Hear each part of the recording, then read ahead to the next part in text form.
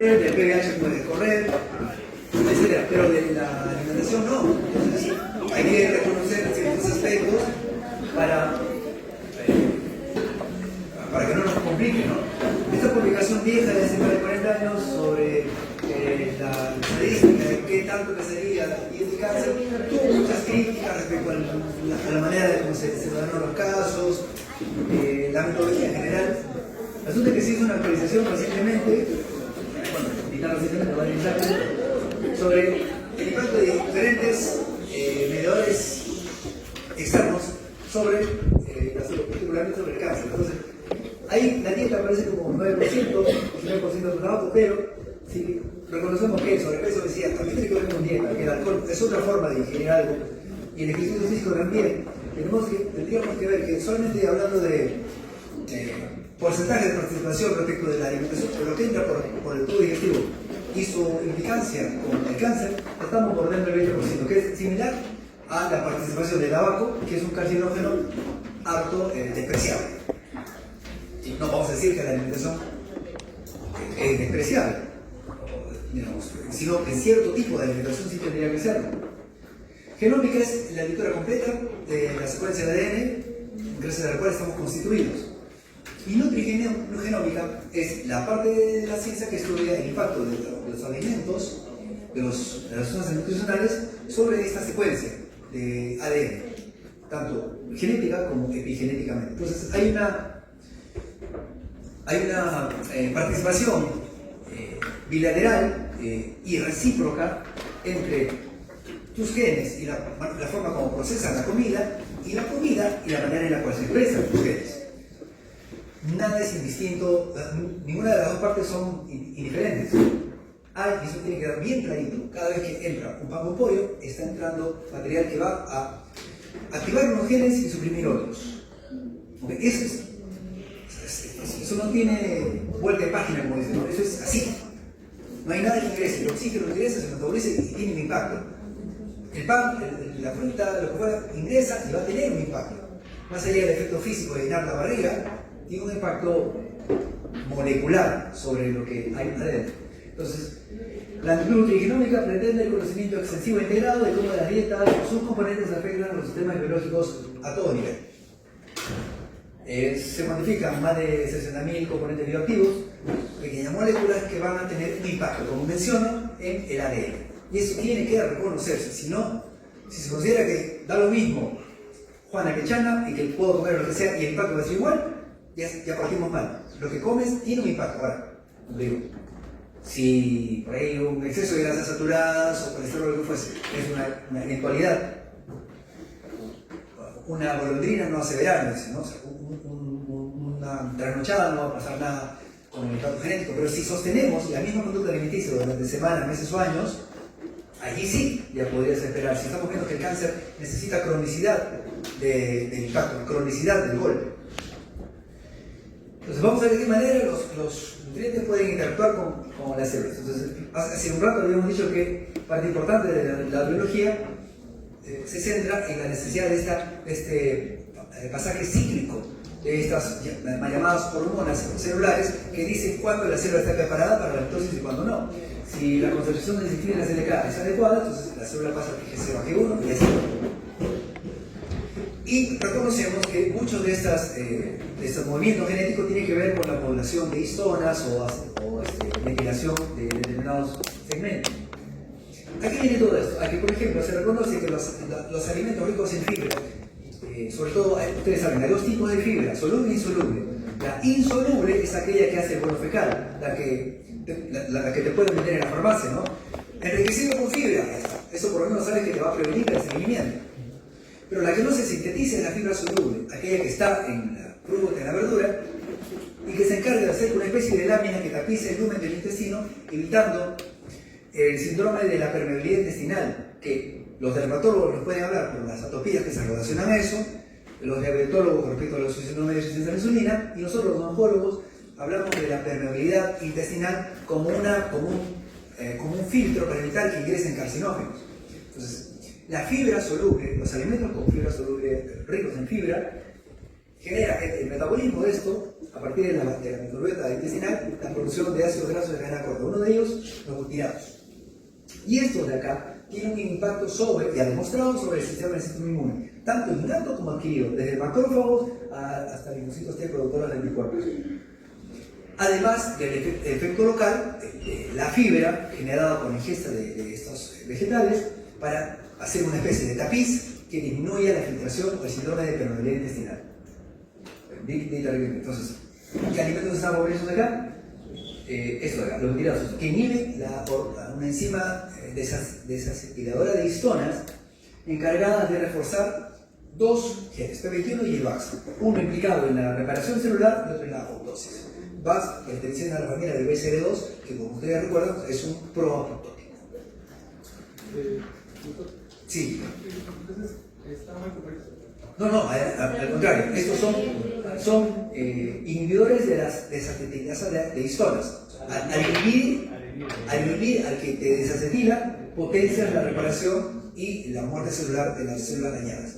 ¿Okay? ¿Esa es la fibra o la fibra es Es la consecuencia molecular de la ingesta de fibras. O sea, ¿por qué tengo que comer fibra o verdura? Porque si tú quieres saber, tú le puedes decir a tu hijo, hey, come tu verdura porque te comes tu verdura. Bacán. Si no te entiende, tú le puedes decir, come tu verdura, porque comiéndola vas a hacer un efecto inhibidor sobre tus enzimas desacetiladoras que favorecerán la expresión de P21 y P-VAX, que están implicadas en el proceso de muerte celular y de regeneración. ¿Te entendiste? Si no te entendió por ahora, te entenderá por otra manera. Pero tienes que hacer que el chico coma fibra, o que nosotros comamos fibra, ¿no? Lo que le decía hace un rato. Tus abuelos te han dicho, coma fibra, coma verduras. Y uno comía por obediencia, pero las actuales generaciones no actúan necesariamente por obediencia al superior. Eso no está completamente bien. Sí es bueno que uno cuestione ciertas cosas. Y hoy en día la ciencia nos permite entender la base molecular por la cual es importante comer frutas y verduras. Esto no viene a contradecir nada de las formas que clásicamente se han sabido que es comida saludable. Simplemente estamos encontrándole un fundamento molecular para eso, porque estamos en una escuela de medicina y se supone que tenemos que tener un speech más profundo que decir simplemente a la gente comer frutas y verduras. Bueno, otros agentes que están implicados en inhibir estas desacetilasas de histonas son los dialitis sulfuros que están en compuestos como el ajo y la cebolla. Y hay luego todo pueden youtubear eso de acá. Mil maneras de incorporar esto en tu alimentación cotidiana.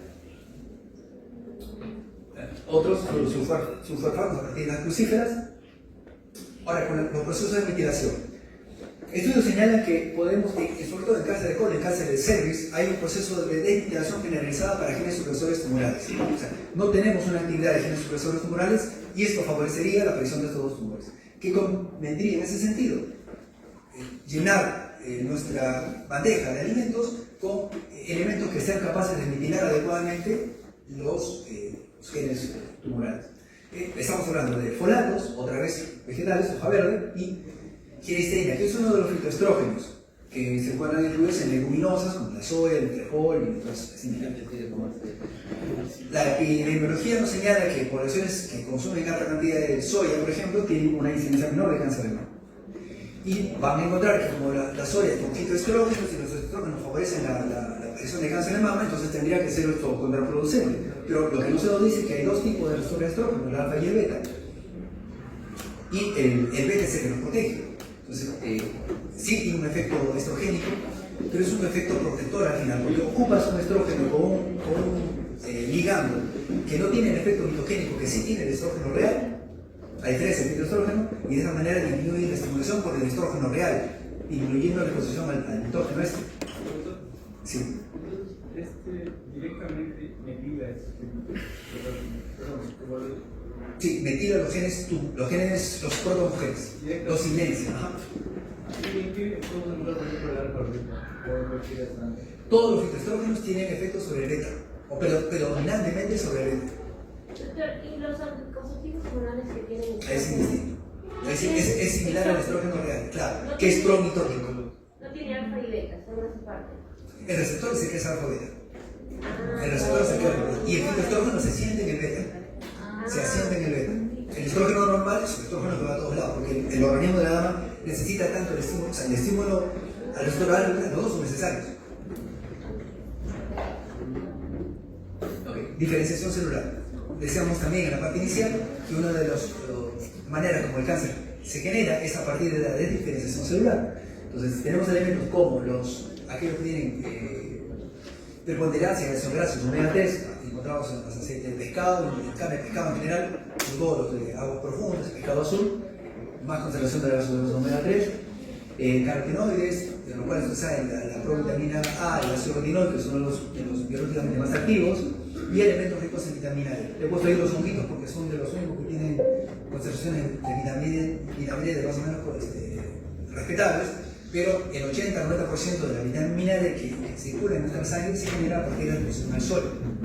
Así que, bueno, vitamina D, ácido graso omega 3, ácido retinoico son inductores de maduración. Y esto se ha visto sobre todo en células en colonocitos, en donde, sobre todo en estudios de laboratorio, pero también hay estudios en poblaciones que señalan que aquellas que podrían tener mala exposición a estos alimentos tienen una tasa menor de malignidades con respecto a quienes no. Ahora, cuando se puede hacer en el laboratorio, sí se puede observar que la maduración de colonocitos es favorecida por la existencia de concentraciones altas de estos alimentos. Daño y reparación de ADN, conocemos acá hay un listado de algunos genes supresores de tumores, CPC, BRCA, etc. Y acá entra la palabra la tiene, otra vez con carotenoides, pero hay maneras de comer carotenoides o licopenos. Una es de manera cruda, de forma de crudo, y otra es a partir de su activación. Uno activa el tomate calentando. La concentración puede ser 1/10 de lo que, si tú lo comes el tomate crudo en ensalada, vas a tener licopeno, pero no es la concentración que podrías tenerlo con 5 o 10 minutos de tomate. Solamente tú sartén, tu tomate ahí, no le echas nada, porque si le echas ahí aceite de oliva, que es el mejor, lo desnaturalizas y conviertes una grasa saludable en una grasa trans. Cuando tú veas que tu aceite de oliva ya humea, eso ya es trans, eso ya no sirve. Entonces, pones tu sartén, prendes tu cocina, echas tu tomate, 5 minutos, que esté tostadito, que esté calientito, y afuera le echas el aceite de oliva. En aderezo. En aderezo, para decir. Cebolla, tomate, ajo. Sí. Vamos a tener nuestro blog de cocina también.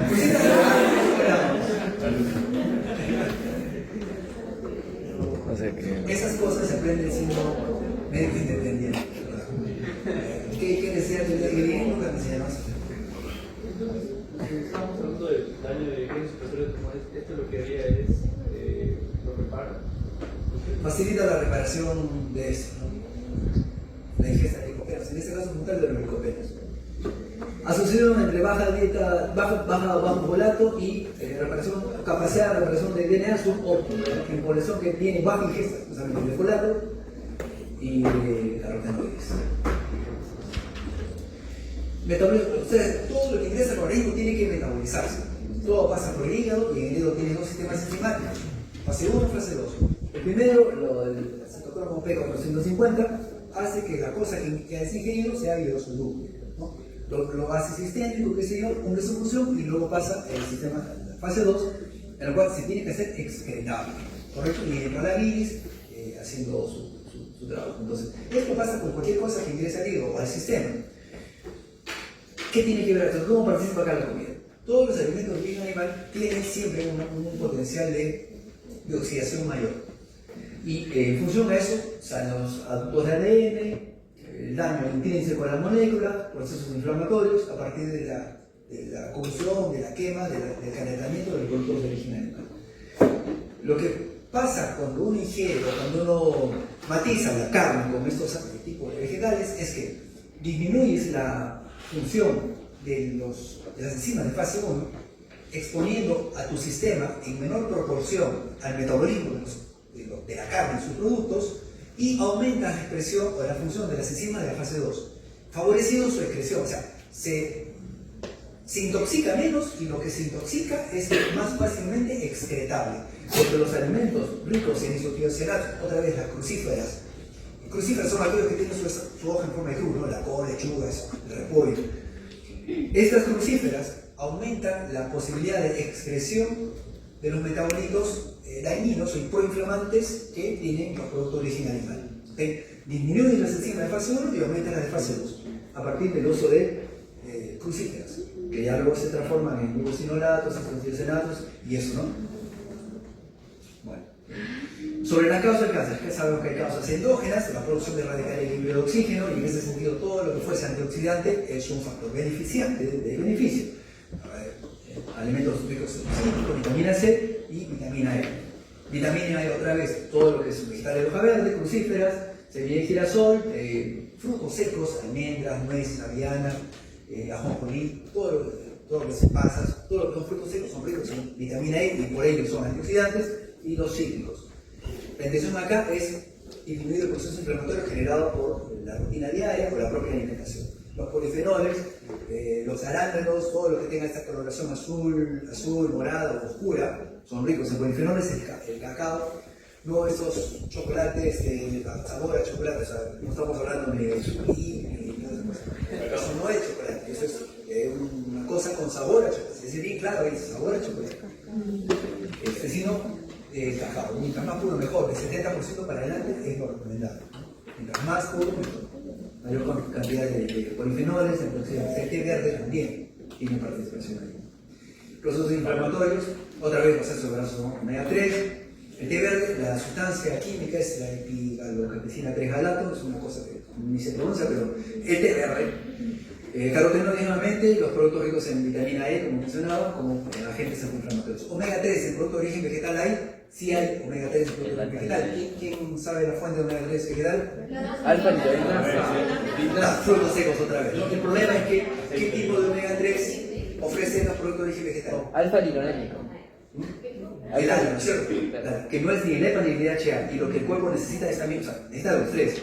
Y la capacidad de conversión de ALA hacia los otros dos, EPA, DHA, es 10%, si no me equivoco. O sea, igual, tu porción de frutos secos es importante, o te suplementas con otro tipo de ingresos de omega 3, ya sea en cápsulas de vitaminas, o cápsulas o huesos, o pescado. Doctor, Sí. Los suplementos de omega 3 de fuentes de pescado, se ha visto la relación con fibrilación atrial.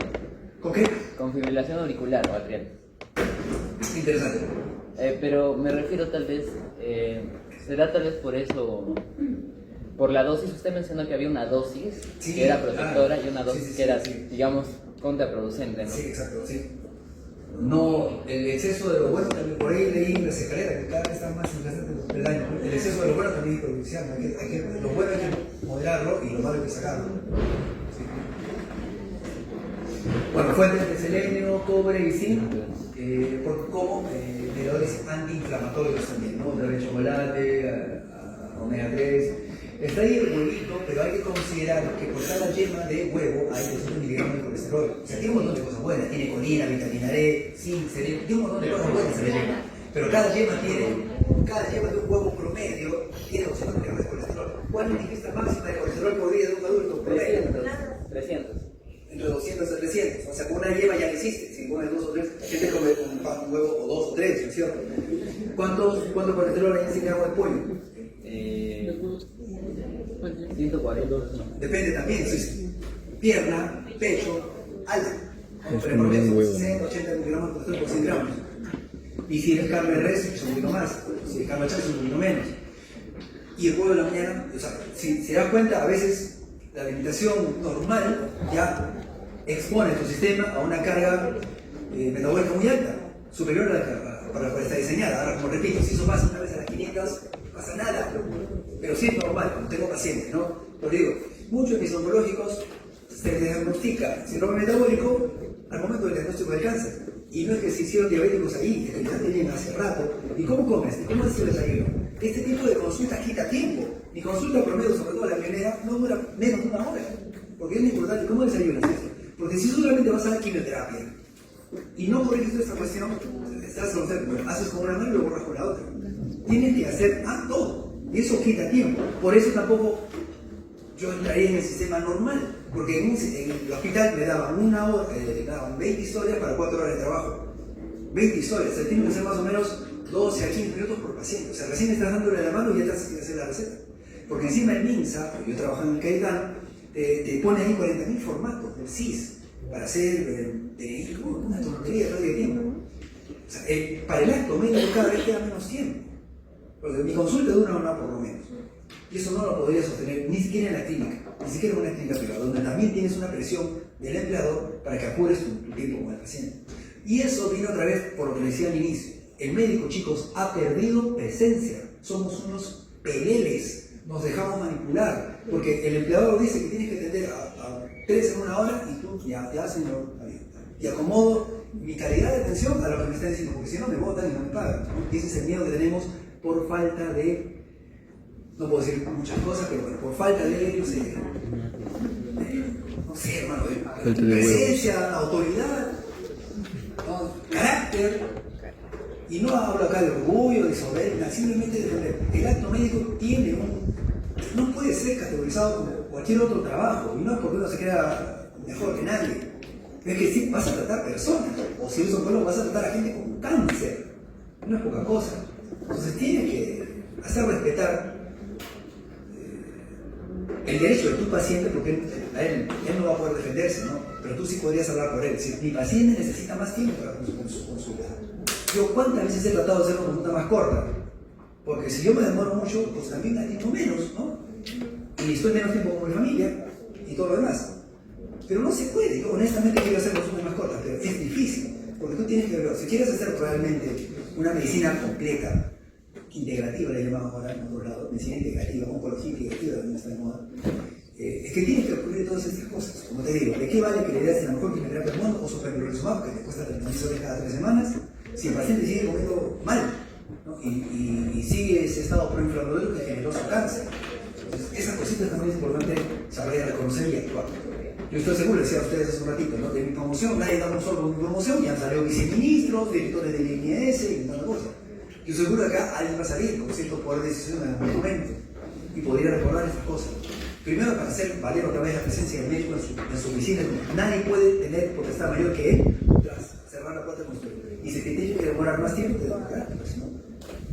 Porque tu paciente lo necesita. O sea, yo les invito a que recuperemos la presencia del médico en su lo que es propio de él, en la panadería que me atiendan al último, pero en mi consultorio, que no me digan cuántos minutos tengo que atender o qué medicamentos puedo o no estar. También me cuesta parte de mi actividad tener que enfrentarme a las aseguradoras porque no me quieren incluir un medicamento porque no está en el listado de la NCCN, que es la guía oncológica como fármacos. Y es así, es una vaina. Se hace interesante el ejercicio de la medicina cuando no eres solo borreguito que solamente va, marca, atiende y cobra, ¿no? Y así toda tu vida. Y estás aburridos esperando la jubilación. Y es verdad, muchos de nosotros, cuando ya faltan 15 años, ya faltan 14, igual 13. Una vez una amiga de la farmacia me preguntó, ¿y usted hasta qué edad? Yo, la verdad, honestamente, no me había pensado en retirarlo. Si más bien cada año acumulas más experiencia, cada año sabes un poquito más. O sea, irme de la carrera a los 65 cuando creo que voy a estar con un nivel de conocimientos y una experiencia, y justo ahí irme, no es muy lógico, ¿no? Pero claro, si tú entras en la carrera porque querías ganar bien, tener tu estatus y ganar tus cosas y viajar y eso, pero no por amor a la medicina, sí vas a estar contando los años para poder retirarte y retirarte con un buen sueldo, porque si tu meta era ganar dinero y gastarlo luego, entiendo a esa gente que está buscando el retiro, está buscando un eso, pero si tu meta es la pasión por el servicio, la pasión por el paciente, no vas a querer retirarte, ¿no? Porque cada vez te vas a sentir más capaz, ¿no? Y sí, repensemos por qué estamos acá, porque están invirtiendo los mejores años de su vida en un aula aburrida, con este calor, pueden estar en el sur.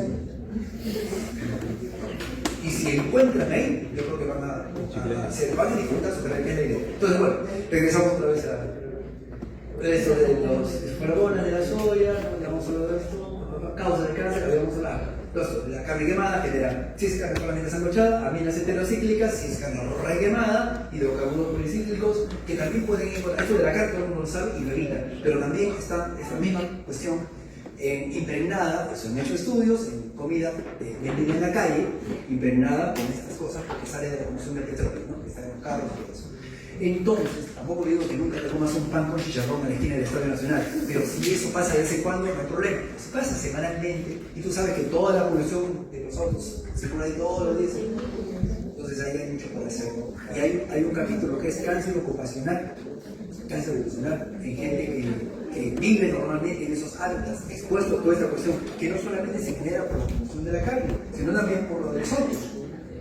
Doctor, el benzopireno solo es en exposición a carbón o también es a altas temperaturas? Ambas. Ambas.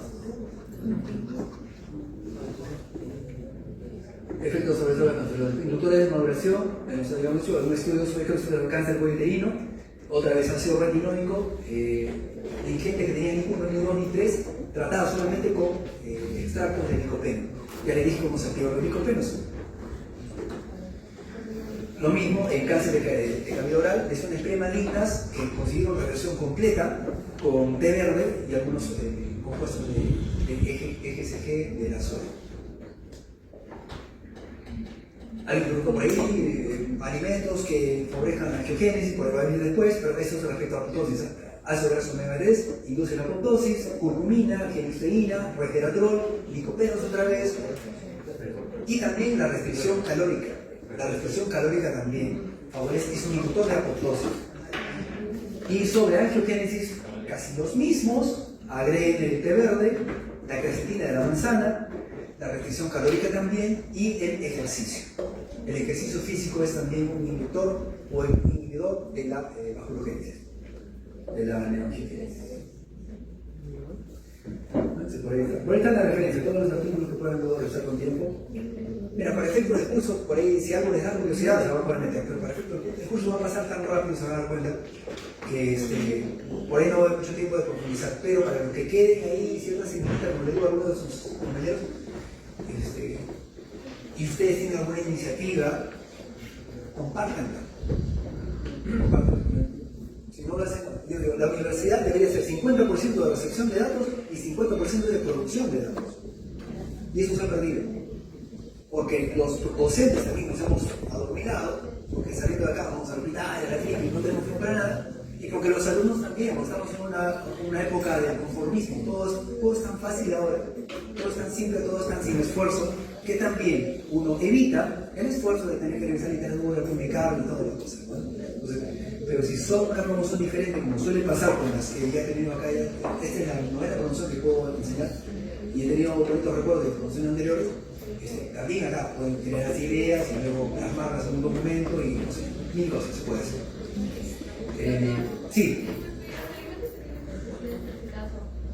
Buenas. Hay estudios sobre el riesgo-beneficio. Todo lo vegetal tiene pesticidas un montón. ¿Ok? Pero no recuerdo la fuente, pero hay un estudio que señala que el riesgo por la ingesta de pesticidas, comiéndote la manzana tal como está con todo su polvo, versus el beneficio obtenido por la concentración de nutrientes que tiene, supera de largo el beneficio que el riesgo que tomes. Con todo, uno no quiere comer pesticidas. Entonces, ¿cómo intenta sacarlo? Hay muchas formas.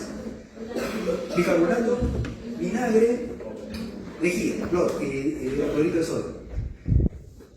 El que uso, que parece más práctico, el que uso en mi casa es una medida de vinagre blanco, con 8 o 9 de agua. Súper que lo que desees. Frutas, hojas, pepinillo, lo que se te antoje. Lo que requiere parece un poquito más de concentración son los tubérculos. Papa, o sea, lo que está enterrado, lo que recibe más concentración de pesticida. Papa, camote, zanahoria. Ahí lo que hago es una medida y 3 o 4, 3 de agua. Está más concentrado el asunto. Pero si no tienes tiempo, como me ha pasado mucho tiempo con pequeños también, y a veces compro manzanas y tenemos que ir a la piscina, no sé, entonces, tu manzanita, el chorro de agua, y hay literatura sobre eso, el chorro de agua profuso puede liberarte el 70% de la concentración de pesticidas. Esto no aplica para los tubérculos, pero sí para los vegetales y la fruta que ahí recibe la pesticidas. Chorro de agua, y si tienes un cepillito, con lo cual puedes explicar un poquito más la cáscara de la fruta, acá. Porque lo que pierdes al pelarlo es mucho. O sea, la manzana es muy buena por todo, pero sobre todo por la cáscara. Tiene la fibra y el complejo B y varias cosas. Si la pelas pierdes, y casi es todo almidón, azúcar, casi, ¿no? Tiene cosas buenas también peor. Yo prefiero no pelarla, lavarla, si no hay tiempo, al menos un buen chorro de agua, buena, frotada con el cepillo, con lo que tengas, finalmente con el chorro. Si se puede, la sumerges en agua con vinagre blanco, una medida de 8, una medida de 9, y ya, estás tranquilo. 5 o 10 minutos y cocinando con los 2 grados. Y de esa manera, porque ahora, saca los pesticidas a la carne. Porque el pollo la res que te vas a comer también tiene antibióticos y muchas cosas, porque esa vaca se comió el pesticida puro del campo, ¿no es cierto? Si es que acaso estuvo en campo, si es que no estuvo en un corral donde le metíamos hormonas para que crezca y produzca leche. ¿Cómo se hace que la vaca produzca leche en cantidades industriales? Si no es con hormonas. Y luego te comes esa vaca, porque claro, la leche salió, pero la vaca se dio con la hormona adentro. ¿Cómo la sacas? Por ese lado también conviene un poquito más, yo no soy vegetariano como les confieso, pero sí reconozco que comer alimentos de origen animal tiene más riesgo de lo que yo podría haber pensado. Muy bien, entonces ya esto de los pesticidas ya está claro. Entonces, se puede tarjetear, se puede ubicar los formas del cáncer a partir de alimentos, sí, y ese es un estudio que se ha dedicado justamente a eso. ¿Cómo ubicamos, cómo tarjeteamos formas del cáncer? Con alimentos. Y ahí está, cada uno de los puntos que valen, apoptosis, síndrome de crecimiento, mortalidad replicativa, todo eso tiene un antídoto, por decirlo de alguna manera, a partir de la comida. Entonces, son cosas que podemos hacer. Quizás, tristemente, no todos ustedes tengan la enorme dicha de ser oncólogos, pero si no lo van a hacer, por lo menos saber que pueden hacer una oncología preventiva en casa a partir del reconocimiento de estos factores protectores que está a la mano de todos nosotros y de la comunidad en general. Y bueno, todas las formas de cáncer de cada uno con su antídoto.